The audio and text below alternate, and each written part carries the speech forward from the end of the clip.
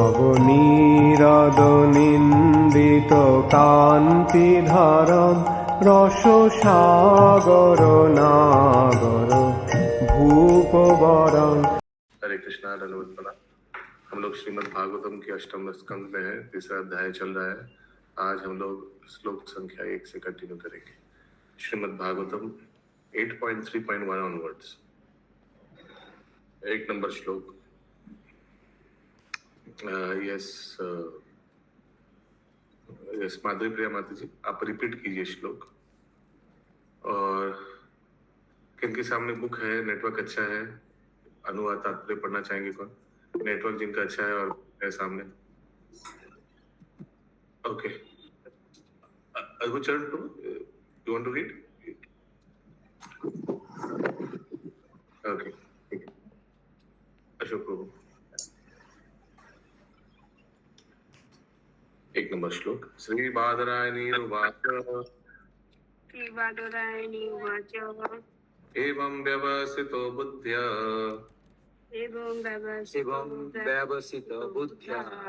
दादू mute राखून सम्माधया मनोहृदि जाजपा परमं जाप्यम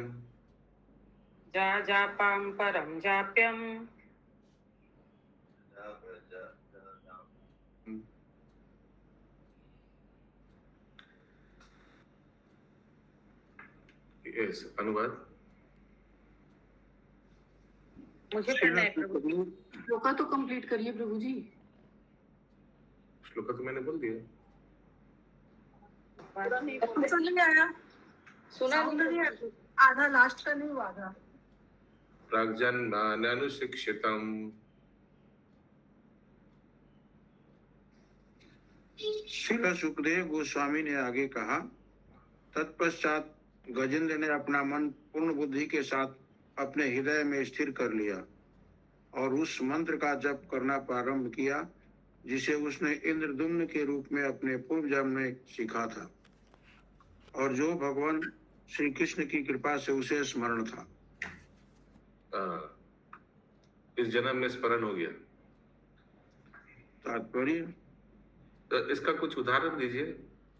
जैसे ठीक उसी तरह जैसे भरत महाराज को हिरण के शरीर में स्मरण था कि वो पिछले जन्म में क्या फिनिशिंग टच में गड़बड़ कर दिया, किसी कुछ उस तरह ना, जस्ट लाइक दैट ओनली ना। ही आल्सो रिमेम्बर्ड कि लास्ट लाइफ में क्या उन्होंने क्या प्रैक्टिस किया था स्तुति।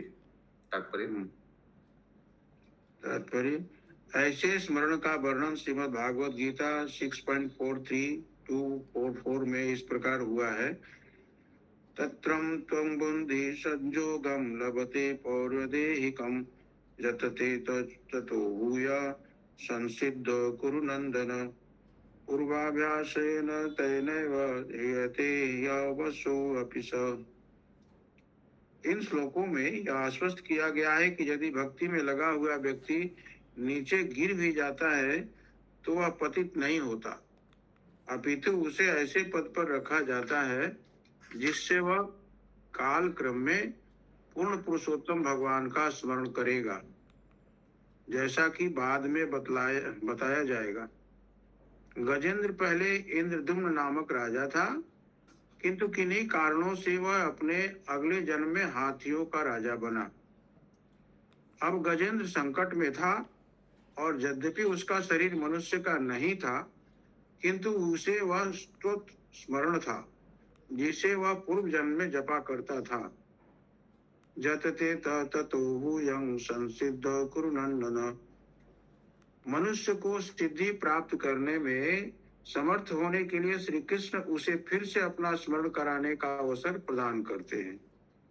यहाँ यह सिद्ध हो जाता है, क्योंकि यद्यपि गजेंद्र को संकट में डाल दिया गया था, किंतु यह उसके लिए अवसर था कि वह अपने पूर्व भक्ति कार्यों को स्मरण करे, जिससे वह तुरंत पूर्ण पुरुषोत्तम भगवान द्वारा उबारा जा सके। इससे यह अनिवार्य हो जाता है कि कृष्ण भावनामृत के सारे भक्त किसी मंत्र का जप करने का अभ्यास करें। निश्चय ही मनुष्य को हरे कृष्ण मंत्र का जप करना चाहिए, क्योंकि यह महामंत्र है। और मनुष्य को चाहिए कि वह निचिंतामणि प्रकरण सदमसु या नृसिंह स्त्रोत हितो निसिंह परतो निसिंह जतो जतो यामि ततो निसिंह के जप का अभ्यास करे। प्रत्येक भक्त को किसी न किसी मंत्र के पूर्ण रूपेण क्षति रहित जप का अभ्यास करना चाहिए, जिससे भले ही वह इस जीवन में पूर्ण आध्यात्मिक चेतना न प्राप्त कर सके, किंतु अगले जीवन में वह पशु होने पर भी कृष्ण भावनामृत को न भूले। निसंदेह भक्त को प्रयास करना चाहिए कि वह इसी जीवन में कृष्ण भावना को पूर्ण कर ले, क्योंकि भगवान श्री कृष्ण को तथा उनके उपदेशों को समझ लेने मात्र से ही मनुष्य इस शरीर छोड़ने के बाद भगवत धाम को वापस जा सकता है। यदि किसी का पतन भी हो तो भी कृष्ण भावनामृत का अभ्यास व्यर्थ नहीं जाता। उदाहरणार्थ, अजामिल ने बचपन में अपने पिता के निर्देशन में नारायण के नाम के जप का अभ्यास किया था, किंतु बाद में वह अपनी युवावस्था में उसका पतन हो गया। वह शराबी, स्त्रीगामी, चोर तथा उचक्का बन गया।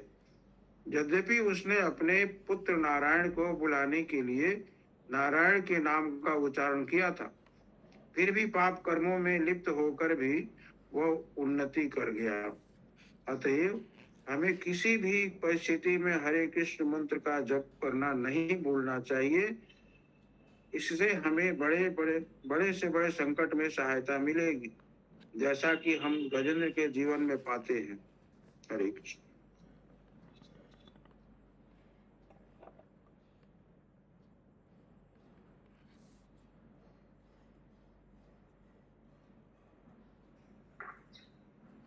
अगला श्लोक 2 नंबर।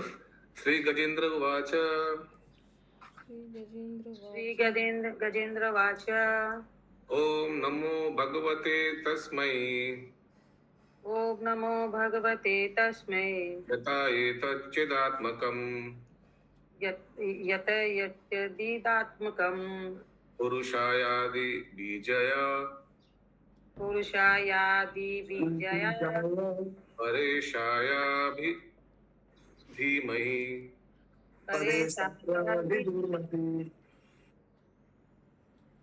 अनुवाद। गजेंद्र ने कहा, मैं परम पुरुष वासुदेव को सादर नमस्कार करता हूँ। ओम नमो भगवते वासुदेवाय। उन्हीं के कारण यह भौतिक शरीर आत्मा की उपस्थिति के फलस्वरूप कार्य करता है। अतएव वे प्रत्येक जीव के मूल कारण है।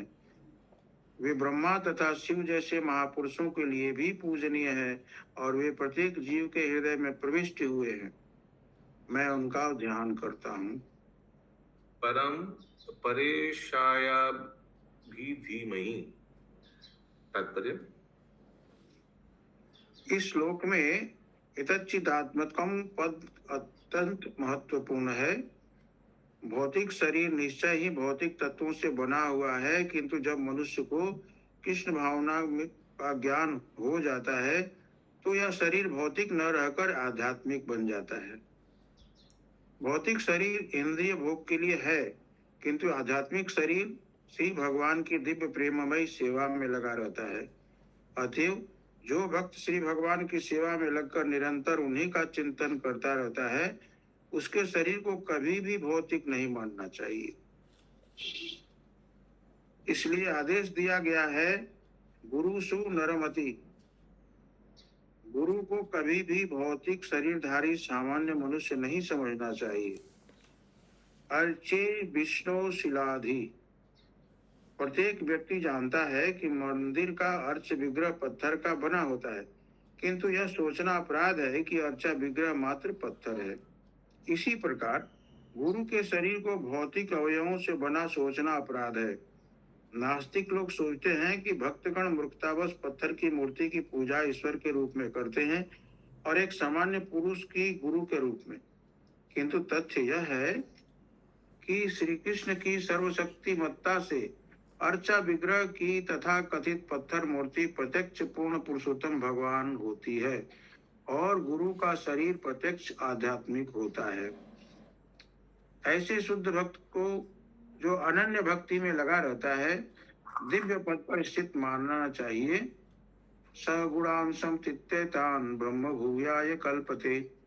अतएव हमें चाहिए कि हम पूर्ण पुरुषोत्तम भगवान को सादर नमस्कार करें, जिनकी कृपा से तथा कथित भौतिक वस्तुएं भी आध्यात्मिक कार्य में लग जाने पर आध्यात्मिक बन जाती हैं। ओमकार पुरुषोत्तम भगवान की प्रतीकात्मक ध्वनि अभिव्यक्ति है। ओम तत्सत इति निर्देशो ब्रह्मण स्त्रीविद स्मित। ओम तत्सत, ये तीन शब्द तुरंत परम पुरुष का आह्वान करते हैं। अतएव भगवान श्री कृष्ण कहते हैं कि वे सभी मंत्रों में ओमकार हैं। प्रणव सर्व वेदेषु, सारे वैदिक मंत्रों का उच्चारण तुरंत श्री भगवान को इंगित करने के लिए ओमकार से प्रारंभ होता है। उदाहरणार्थ श्रीमद् भागवतम का शुभारंभ ओम नमो भगवते वासुदेवाय से होता है। पूर्ण पुरुषोत्तम भगवान वासुदेव एवं ओंकार में कोई अंतर नहीं है। हमें यह समझने में सतर्क रहना चाहिए कि ओंकार किसी निराकार का सूचक नहीं है। निसंदेह इस श्लोक में तुरंत ओम नमो भगवते आया है। पूर्ण पुरुषोत्तम भगवान एक व्यक्ति है। इस तरह ओंकार परम पुरुष का स्वरूप है। ओंकार का अर्थ निराकार नहीं होता, जैसा कि मायावादी चिंतक मानते हैं। पुरुषाय शब्द से यहाँ स्पष्ट रूप से व्यक्त है ओंकार से संबोधित परम सत्य परम पुरुष हैं। वे निराकार नहीं हैं। यदि वे पुरुष न होते तो वे इस ब्रह्मांड के बड़े बड़े अग्रणी नियामकों को कैसे नियंत्रित करते। यद्यपि ब्रह्मा जी, शिव जी तथा विष्णु इस ब्रह्मांड के सर्वोपरि नियंता है, किंतु भगवान श्री विष्णु को शिव जी तथा ब्रह्मा जी भी नमस्कार करते हैं। इसलिए इस श्लोक में परेशाय शब्द का उपयोग हुआ है, जो यह सूचित करता है कि पूर्ण पुरुषोत्तम भगवान बड़े बड़े देवताओं द्वारा भी आराध्य हैं। परेशाय का अर्थ है परमेश्वर। ब्रह्मा जी तथा शिव जी ईश्वर या महान नियंता है, किंतु भगवान श्री विष्णु परमेश्वर अर्थात परम नियंता है।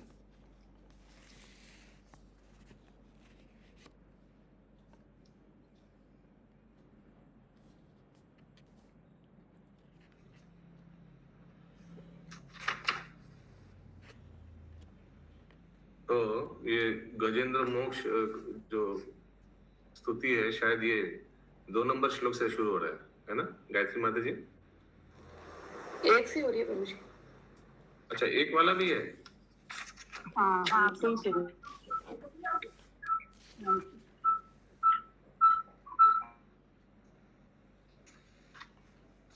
तीसरा श्लोक। यस्मिनिदं यतश्चेदं यस्मिन्निदं यतश्चेदं येनेदं याइदं स्वयं येनेदं य इदं स्वयं यस्मात् परमाश्च परस् योऽस्मात् परस्माश्च तं प्रपद्ये स्वयं भुवम् परस्तं प्रपद्ये स्वयं भुवम्। ऐसा अनुवाद प्रभु। श्री भगवान ही वह परम धरातल हैं जिन पर प्रत्येक वस्तु टिकी हुई है। वे वह अवयव हैं जिनसे प्रत्येक वस्तु उत्पन्न हुई है, तथा वे वह पुरुष हैं जिन्होंने सृष्टि की रचना की और जो इस विराट विश्व के एकमात्र कारण हैं। फिर भी वे कारण कार्य से पृथक हैं। मैं उन पूर्ण पुरुषोत्तम भगवान की शरण ग्रहण करता हूँ जो सभी प्रकार से आत्मनिर्भर हैं। तात्पर्य श्रीमद् भगवत गीता 9.4 में श्री भगवान कहते हैं, मया तत्मिदं सर्वं जगत व्यक्त मूर्तिना। मैं पूर्ण पुरुषोत्तम भगवान हूँ, किंतु सब कुछ मेरी शक्ति पर निर्भर है।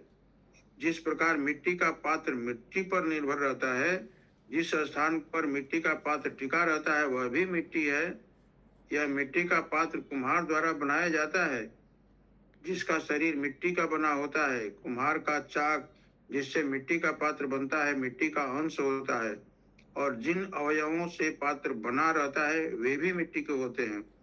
तो जैसी कि श्रुति मंत्र से पुष्टि होती है, यतो वा इमानि भूतानि जायन्ते येन जातानि जीवन्ति तत्प्रयन्त्यस्भिषन्ति। ये अलग अलग है। प्रत्येक वस्तु के मूल कारण है और संहार होने पर प्रत्येक वस्तु उन्हीं में प्रविष्ट होती है। प्रकृतिं यान्ति मामिकाम। इस प्रकार परमेश्वर भगवान श्री रामचंद्र या भगवान श्री कृष्ण हर वस्तु के मूल कारण है। ईश्वर परमा कृष्ण सच्चिदानंद विग्रह अनादिरादिर गोविंद सर्व कारण कारणम। गोविंद नाम से प्रसिद्ध कृष्ण परम नियंता है। उनका शरीर सनातन, आनंदमय तथा आध्यात्मिक है। वे सबके उद्गम हैं। उनका कोई अन्य उद्गम नहीं है, क्योंकि वे समस्त कारणों के मूल कारण हैं। ब्रह्म संहिता 5.1। श्री भगवान हर वस्तु के कारण है, किंतु उनका कोई कारण नहीं है। सर्वम खाल्विदम ब्रह्म मत्स्थानि सर्वभूतानि न चाहं ते सस्वस्थितः। यद्यपि श्री भगवान सब कुछ हैं, किंतु उनका व्यक्तित्व विराट विश्व से पृथक है।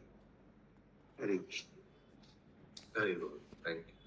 अगला श्लोक 4 नंबर। यत् स्वात्मनीदं निजमाययार्पितं यः स्वात्मनं क्वचित् विभातां क्व च तत्तिरोहितं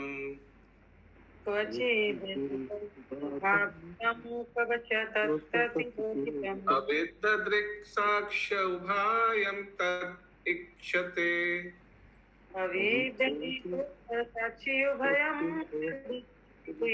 आत्ममूलो वस्तु मां परात्परा।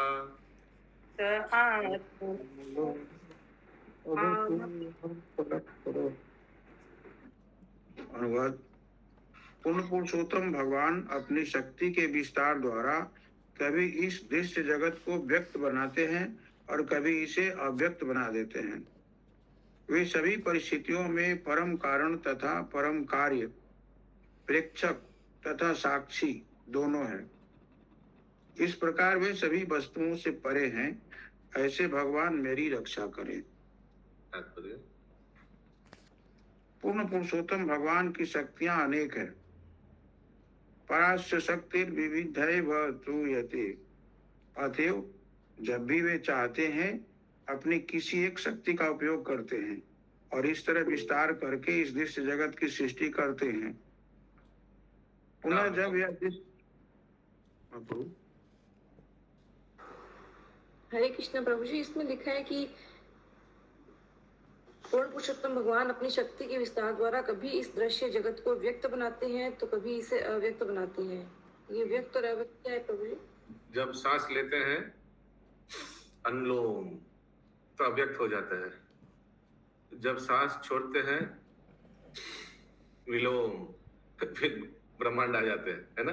महाविष्णु जब सांस लेते हैं छोड़ते हैं, मालूम है ना। जब सांस लेते हैं, इनहेल करते हैं, सब ब्रह्मांड पहले हो जाते हैं, सब अंदर चला जाते हैं रोम कोप के अंदर। मालूम है ये? हाँ या ना? क्या कुछ बोलिए। प्रभु मालूम है। हाँ, तो वही व्यक्त अव्यक्त हो जाता है। मैनिफेस्ट अनमैनिफेस्ट इंग्लिश में बोलते हैं ना। ठीक है। ठीक है। अनुलोम क्या ठीक बोला मैंने? अनुलोम माने ब्रीद इन ना।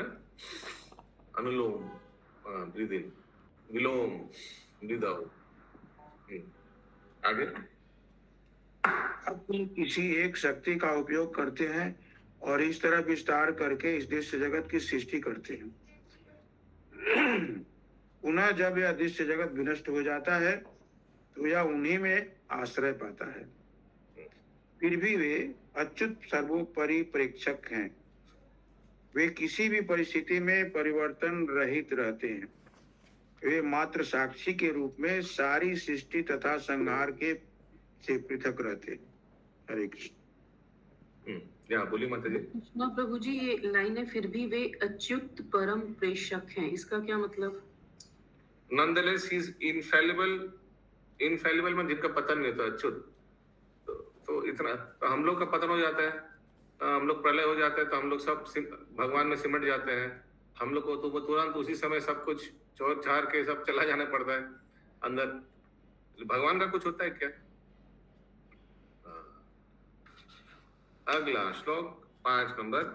कालेन पंचाद्वमितेषु कृष्णसो कालेन पंचध्वनितेषु कृष्णेषु लोकेषु पालेषु च सर्वहेतुषु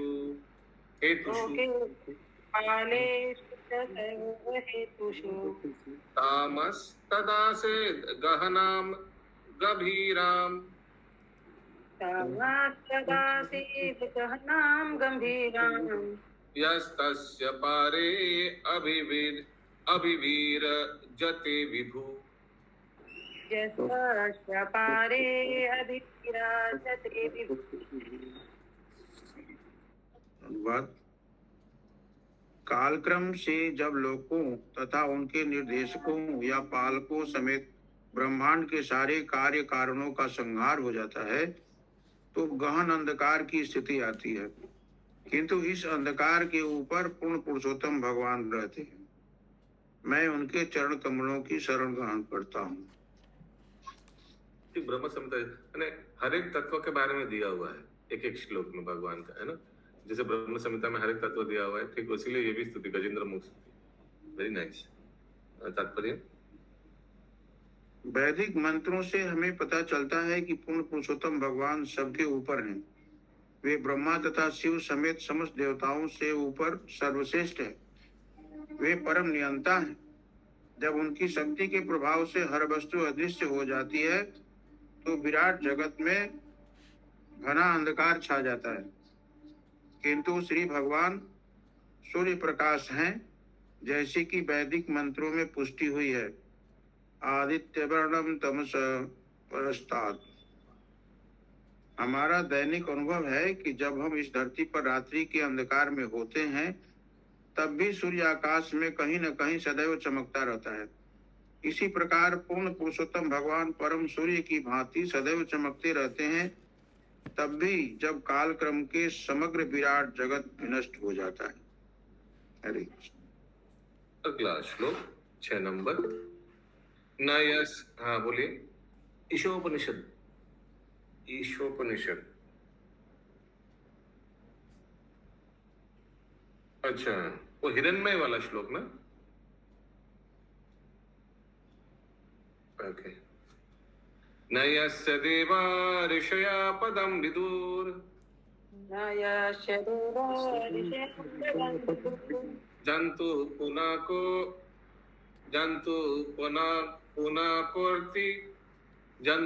पुनः को अर्हति गंतुम ईदितुम।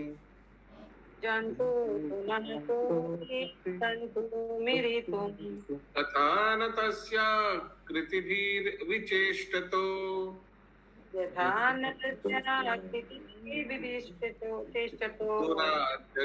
दुरात्ययानुक्रमणा स मावतु।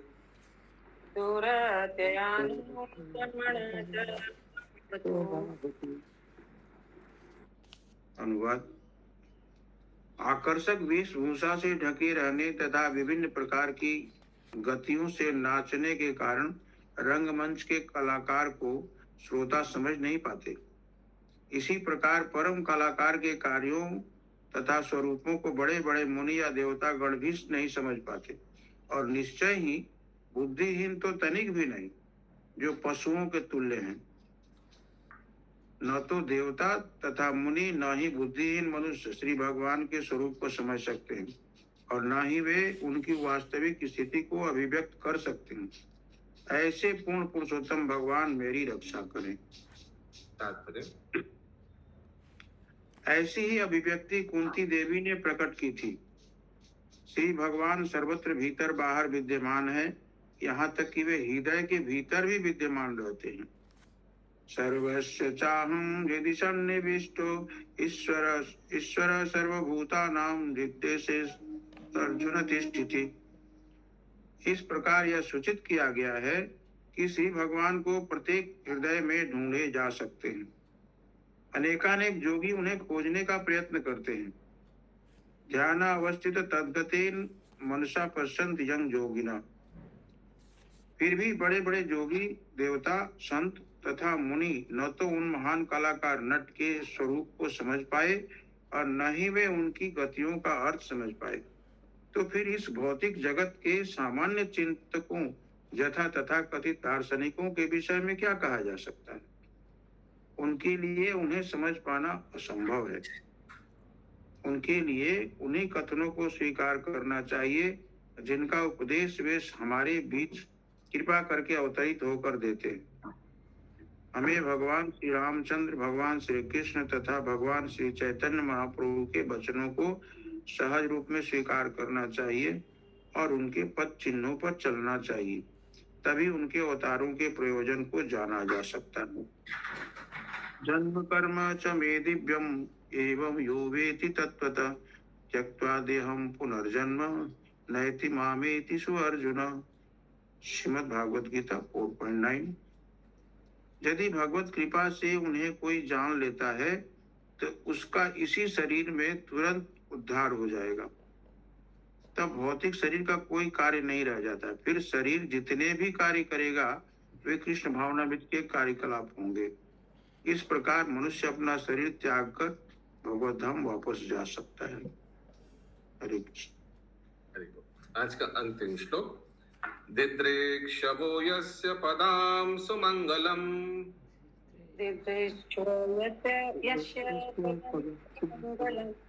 विमुक्त संगा मुनया सुसाधव विमुक्त संघा मुनयः सुसाधवः चरन्त लोकावृतमावृणं मने चरन्त्यलोकावृतमं वनं वने भूतात्मभूता शुरिद समे गति भूतात्मभूतासु हृदयसमे गतिः। अनुवाद। जो सभी जीवों को समभाव से देखते हैं, जो सबके मित्रवत हैं तथा जो जंगल में ब्रह्मचर्य, वानप्रस्थ तथा संन्यास व्रत का बिना त्रुटि के अभ्यास करते हैं, ऐसे विमुक्त तथा मुनिगण पूर्ण पुरुषोत्तम भगवान के सर्व कल्याणप्रद चरण कमलों का दर्शन पाने के इच्छुक रहते हैं। वही पूर्ण पुरुषोत्तम भगवान मेरे गंतव्य हों। इस श्लोक में भक्तों या उच्च आध्यात्मिक चेतना वाले व्यक्तियों के गुणों का वर्णन है। भक्त सब पर समान दृष्टि रखते हैं। वे उच्च तथा निम्न जातियों में कोई अंतर नहीं देखते। पंडिता समदर्शिना, वे हरेक को आत्मा के रूप में देखते हैं जो श्री भगवान का अंश होता है। इस प्रकार वे पूर्ण पुरुषोत्तम भगवान की खोज करने के पात्र होते हैं, यह समझते हुए कि पूर्ण पुरुषोत्तम भगवान हरेक के मित्र हैं। सोहिदम सर्वभूतानां, वे श्री भगवान की ओर से हरेक से मित्रवत व्यवहार करते हैं। वे एक राष्ट्र तथा दूसरे में या एक जाति तथा दूसरे में भेदभाव न बरतते हुए सर्वत्र कृष्ण भावनामृत अर्थात श्रीमद् भागवत गीता के आदेशों का उपदेश देते हैं। इस प्रकार वे श्री भगवान के चरण कमलों का दर्शन पाने के पात्र होते हैं। कृष्ण भावनामृत में ऐसे उपदेशकों को परमहंस कहा जाता है। जैसा कि विमुक्त संग शब्द से सूचित होता है, उन्हें भौतिक परिस्थितियों से भी कुछ भी लेना देना नहीं रहता। मनुष्य को चाहिए कि पूर्ण पुरुषोत्तम भगवान का दर्शन करने के लिए वह ऐसे भक्त की शरण में जाए। हरे कृष्ण। हरे कृष्ण। ग्रंथराज श्रीमद् भागवतम की जय। शील प्रभुपाद जी की जय।